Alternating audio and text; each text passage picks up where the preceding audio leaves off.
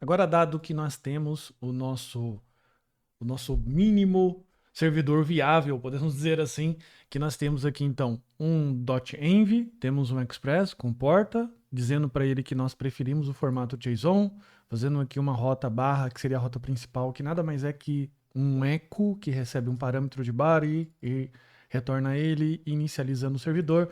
Nós iremos finalmente fazer a parte de back-end, por assim dizer. Nós iremos agora instalar o Prisma, que vai ser o RM que nós iremos utilizar para conectar no banco de dados. Nós iremos criar o esquema dele e depois nós iremos criar as rotas apropriadas e as classes de serviço que irão manipular as regras de negócio, tá? Só lembrando que esse projeto aqui de back-end é um projeto que ele é um início de algo profissional, beleza? Algo profissional em si, como eu quero dizer, num contexto que você vai trabalhar, como por exemplo o iFood, precisa ter controle de promoção, precisa ter controle de lojas e uma série de requisitos que não estão cobertos aqui nesse projeto, porque esse projeto é de cunho educativo.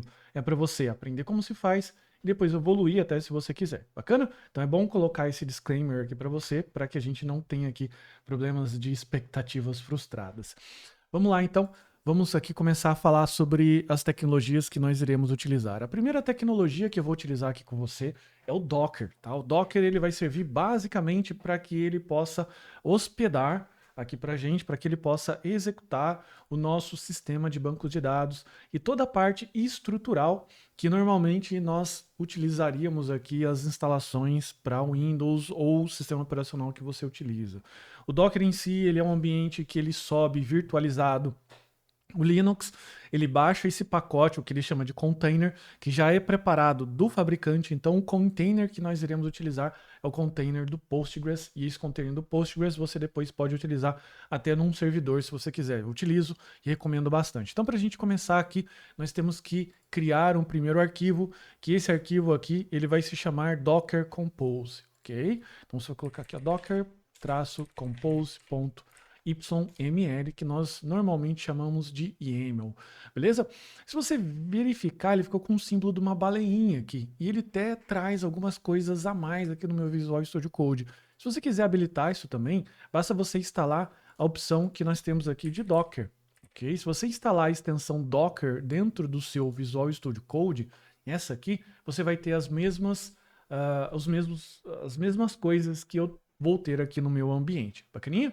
Então, bem legal aqui você instalar ele. É um plugin bem interessante aí para você iniciar todo o processo. E o Docker Compose, ele é um arquivo que basicamente é uma receita que vai dizer para o Docker assim: olha, Docker, você vai montar um container utilizando essa imagem, com essas propriedades, utilizando esses volumes, e você vai orquestrar isso minimamente, tá? Essa orquestragem, ela permite que você suba mais de um container e assim formando o que esse logotipo traz, que é aquela baleinha com vários containers em cima dela, beleza? Então, a primeira coisa que você precisa fazer é declarar qual que é a versão que você vai utilizar aqui. No meu caso, eu vou colocar 3.1. Existem versões até mais novas, como por exemplo a 3.7. Se você utilizar 3. alguma coisa, já é mais que o suficiente, que nós aqui não estamos nem arranhando a superfície do Docker no sentido de criar algo que ele não suporte por hora.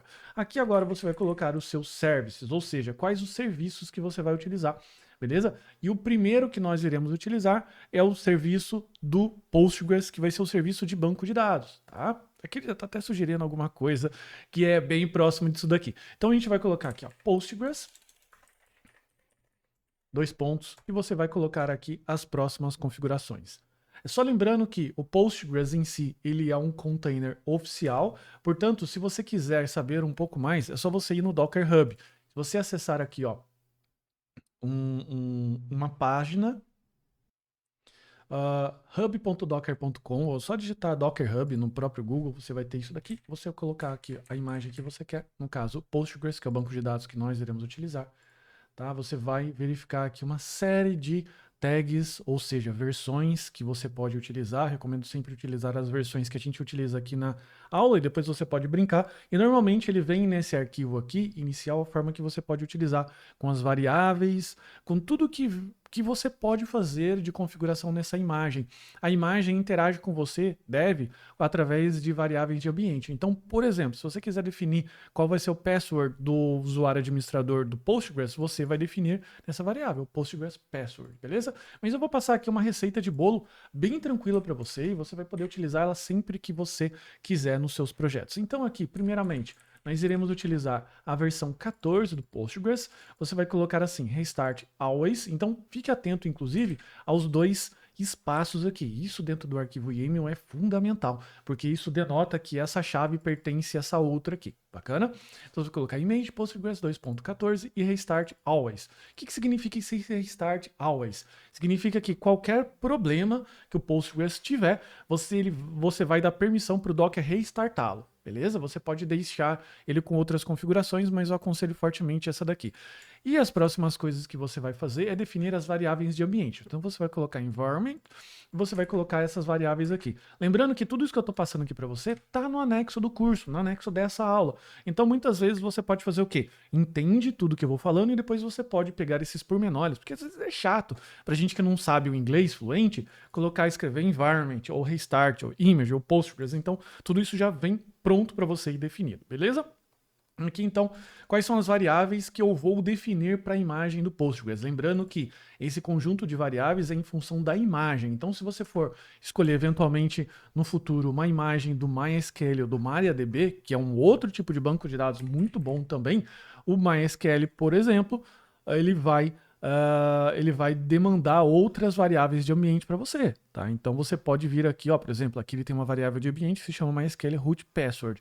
Só lembrando também um recado bem importante, é muito importante você sempre ver esse selo aqui, ó, Docker Official Image. Significa que é uma imagem oficial, podemos dizer assim, daquele fabricante, tá? Nesse caso aqui o Postgres, ele é um open source, ele não tem um fabricante, mas tem lá um repositório oficial. Tem outras imagens que você pode confiar? Tem, mas daí é para sua conta e risco, ok?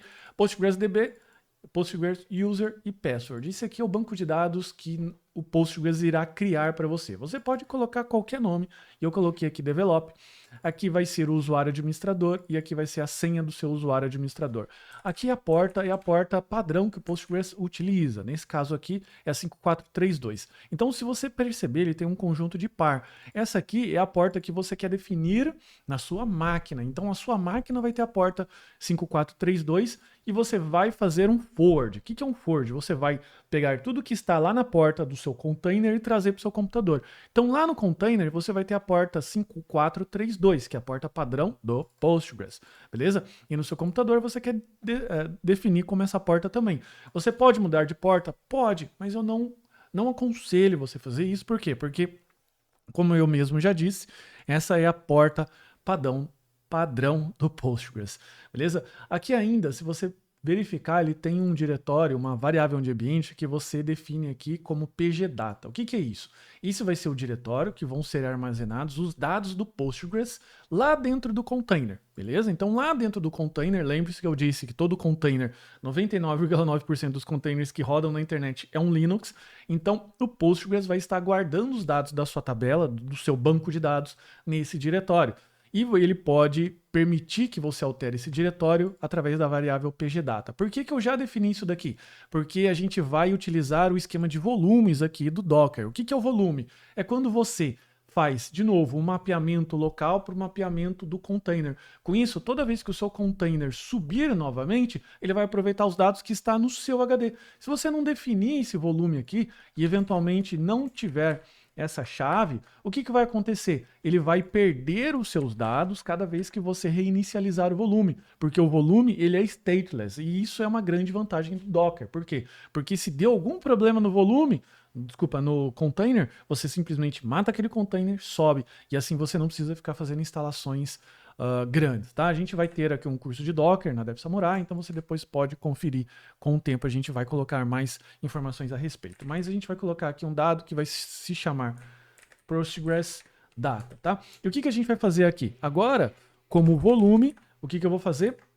Eu vou adicionar aqui, ó, volumes, Postgres Data. Isso vai fazer com que ele mapeie essa chave e transforme isso para um volume local. Beleza? Então isso aqui é o mínimo necessário que você precisa para ter aqui no seu Postgres.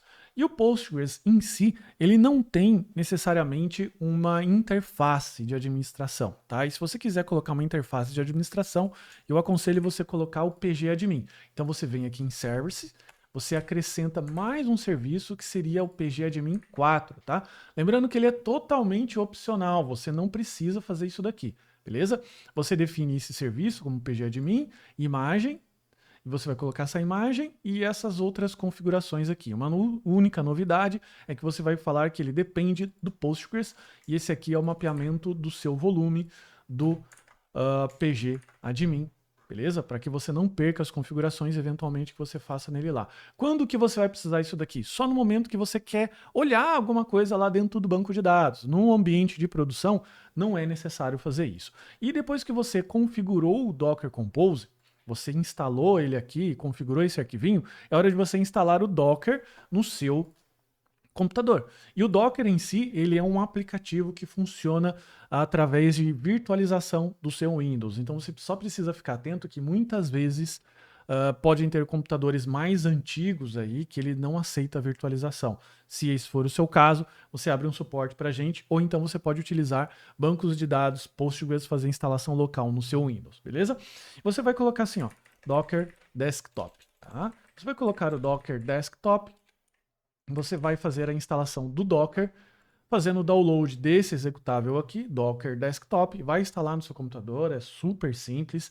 Daí ele vai abrir aqui uma interface parecida com essa. No meu caso, eu já tenho alguns containers que estão pausados aqui de desenvolvimentos passados, mas para a gente inicializar esse container, a gente vai executar o seguinte comando, docker compose up-d, tá? Você também pode instalar o Docker Compose no seu Windows, só precisa ver se o Docker Compose está instalado através do pacote Docker Desktop. Se ele não tiver instalado, você vai colocar assim, ó, Docker Compose download Windows ou sistema operacional que você estiver utilizando, tá? E seguir aqui, ó, a instalação do Docker Compose, para que ele funcione no seu terminal. Uma vez que você instalou também, é só você inicializá-lo. O que que ele vai fazer? Ele vai fazer o pooling da imagem, ele vai baixar a imagem, aquela imagem que definimos anteriormente, e ele vai levantar essas duas imagens e vai orquestrar isso aqui para a gente e deixar ele funcionando no nosso computador.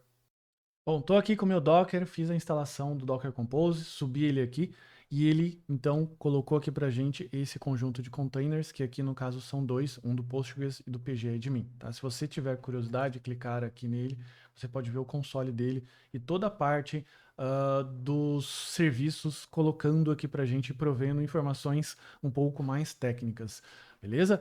Você não precisa entender de Linux, você não precisa entender de Docker, a única coisa que você precisa, por hora, para colocar esse projeto aqui, para brincar com a gente, para estudar aqui com a gente, é construir esse arquivo e deixar isso rodando, beleza? Não precisa ficar chateado se você eventualmente falar assim, nossa, mas eu não estou entendendo todos os detalhes do Docker, tá? E caso o seu Docker não esteja funcionando, você pode fazer o download do instalador Windows, ok? Se você entrar no postgresql.org/downloads, você vai ver a opção do Windows e você faz a instalação numa dessas versões aqui. Bacana? Isso daqui você deixa com um plano de backup, de novo, caso o seu Docker o seu computador não aceite virtualização ou não funcione. Um primeiro teste que você pode fazer se você chegou a instalar o pgadmin é conectar a porta localhost 8000 no seu próprio computador, verificar se o seu pgadmin está respondendo por lá. Então, se você colocar localhost 2.8000, você vai verificar essa tela aqui. Você vai ter uma área de login e senha que basta você copiar e colar o que você definiu anteriormente, ok? A senha aqui é secret, que foi a senha que eu defini exatamente aqui. Então ele vai abrir aqui esse sistema de conexão, você clica aqui e cria registra um servidor, ok? Eu vou chamar esse servidor de local, você vai colocar aqui como conexão host o nome que você colocou da sua imagem, do seu service, que no caso é o Postgres, ok? Você vai colocar o username Postgres e aqui o password como secret, ok?